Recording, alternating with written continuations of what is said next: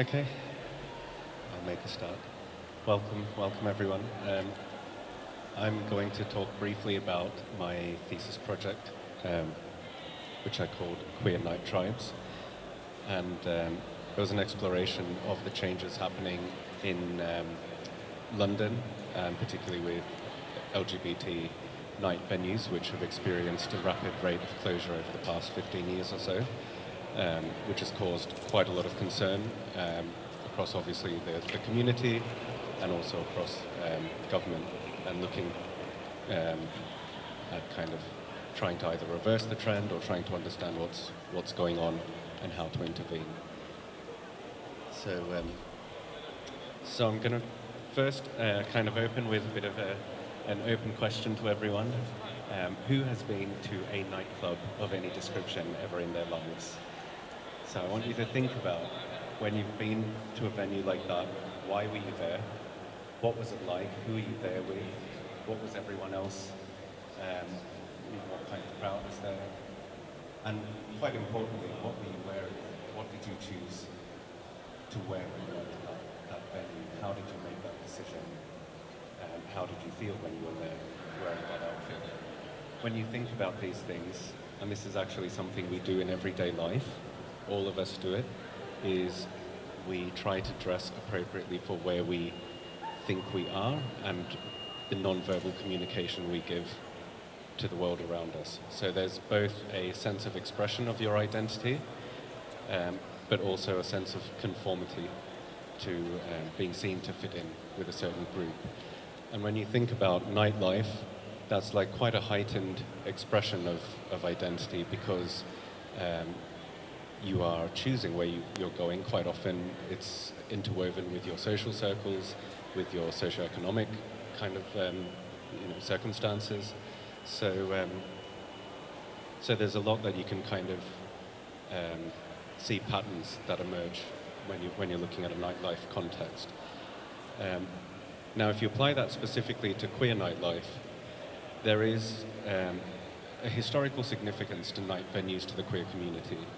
When you think about the gay rights movement starting really in the nightclub scene, where marginalized communities historically kind of disappear underground, under the cover of darkness, and have to find community and find each other quite often away from the gaze of the rest of society. So the role of nightlife is particularly important to the queer community. So the preservation of these spaces is actually quite a sensitive topic.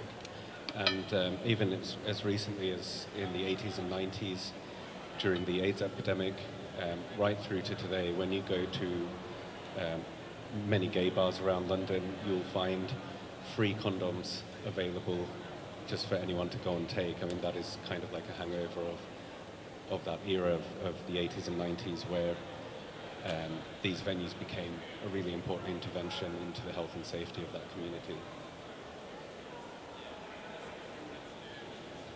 But as society has changed and become a lot more accepting, I mean, we are right now in the middle of Pride Month, and you see evidence of that particularly all over London.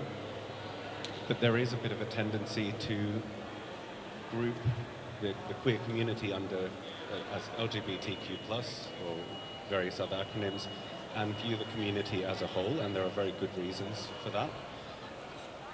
But there is also a consequence of that is perhaps erasing some of the subtle differences in the subcultures that exist within that community.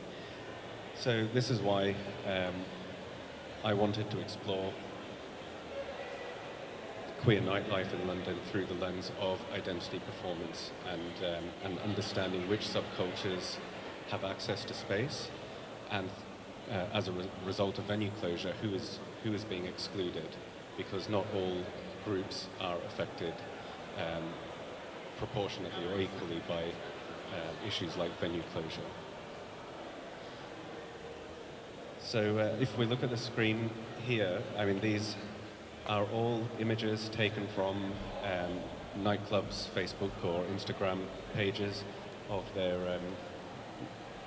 the people that that patronize these venues. And as you can see, I mean, these on a map of queer venues in London would all be labelled as queer venues, but you can see very clearly from the images there's a lot of diversity within them, and people who might go to one venue might not feel comfortable in another one, or some people will cross those boundaries and go to multiple venues. So this is why my project kind of centered around qualitative research and sketching predominantly, and gathering data of what kinds of identity performance occur in different venues, and use that as a way to recognize social clusters, and over time recognize if those social clusters are changing. So for example, if well, through my research, I identified a few very broad groups that can, of course, change or be re-identified. But the way people dress varies really on a spectrum from something very conventional every day that you might wear to work, and you just go to that bar after work with your friends, and there isn't really any difference. Whereas other venues, you would dress very specifically for that crowd. So say like fetish gear or leather or latex kind of people who are interested in that are not necessarily going to be wearing that on the bus on the way to the venue. They might get changed at the venue because there's concerns for safety or appropriateness of being dressed in a certain way in public, which you wouldn't have to worry about once you're inside that venue. So going back to this issue of venue closure, if a venue serving a particular niche of interest in London closes and that community doesn't have an alternative venue already there, that's where this research could maybe help to inform government, the community, other stakeholders of what kind of intervention might be appropriate or might be required to maybe support that group re-establish itself in another venue, or find temporary venues that they could gather in again.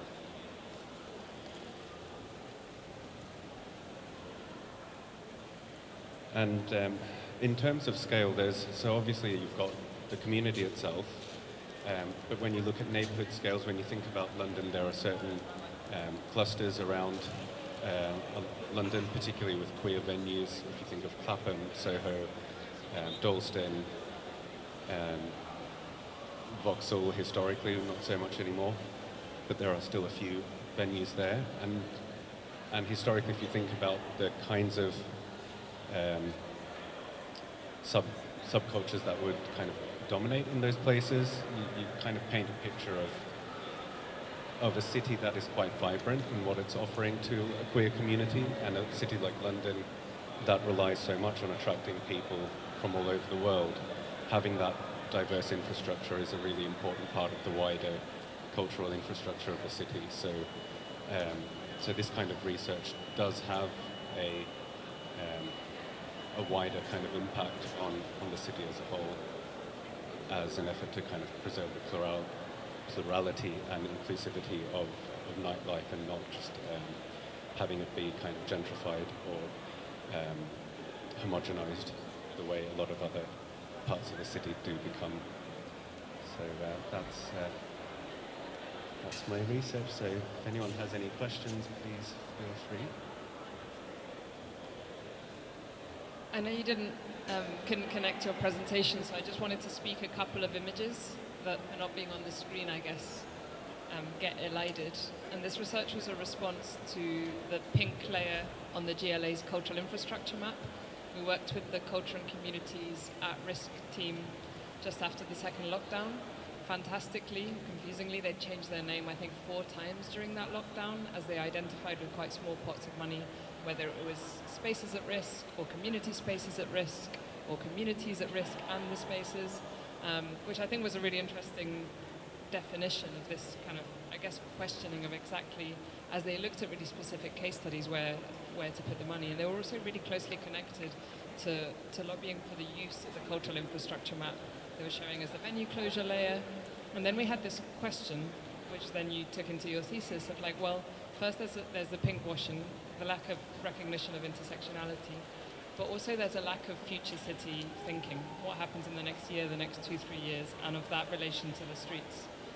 So you're also interested in how you could deepen on some of those data points with data that is anonymized, that is effectively typological, and that can be quite maybe joyfully produced. You were working with venue owners to add a layer to the GLA's toolkits and presented it back to them. So I think that's the space of intervention of some of this work was in the bureaucratic conversations. So these were the two bits that I wanted to add. It's a sort of pre-public conversation about data.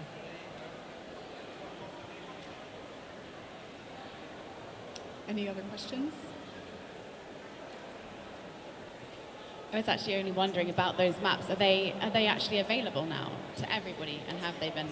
Yeah, they're on the GLA's website, and they map actually like multiple social infrastructures, cultural infrastructures, and so you can select LGBT night venues, and it maps them all out. It's not 100% accurate because I recreated the map myself, and there are a few venues that are closed and quite a few new ones. So I think they update it once a year. So maybe I just kind of like fell between an update, but it is there. It is freely available. But that was actually the thing that kind of really triggered this process, because there are something like 58 venues or something mapped across London. But there's, at the same time in the research for a previous project that I was doing, I discovered an initiative in the US, I think funded by Jägermeister, Red Bull or someone. But basically it described that across the United States there are something like 63,000 bars, and only 13 of them are lesbian owned and operated. So 13 out of 60-something thousand is pretty shocking numbers. And then when you think about that same thing in London, on that GLA map, you've got these, say, 58 venues. Nothing tells you that only one of them is a lesbian bar. I was going to say, because there wasn't much depiction there. Yeah. So there are a lot of questions that kind of come up of why that is, because obviously it's not going to be proportionate to the number of people who identify as lesbians in London or want to go to a venue like that. So why aren't there more venues that cater to that community? Were there more? And looking in the kind of through my research, there were other venues that did exist once upon a time. Why did they go? And obviously, when you're working with such small numbers, the impact on that community is much more strongly felt than on, say, gay men who have multiple venues around Soho. So if one closes, they can cross the road and go to another one and not really notice a difference. So that was the kind of the foundation of my inquiry, I suppose. Just as a curiosity, was there any engagement with the Night Tsar on this? Not yet. Sorry. Yeah, I did. I was invited to present this earlier stage of this research to that communities and cultures at risk group, which we had to do online. So I think at the time the Night Tsar was supposed to join, but had some conflict or whatever. So I don't know. Who knows? Maybe it could go there. But it's also a concept like using identity performance to read spaces is something that actually could apply universally in any city around the world to any community. So it could just be setting up a kind of way of mapping and identifying community clustering and seeing how that changes over time. Thank you. Thank you very much. Thank you.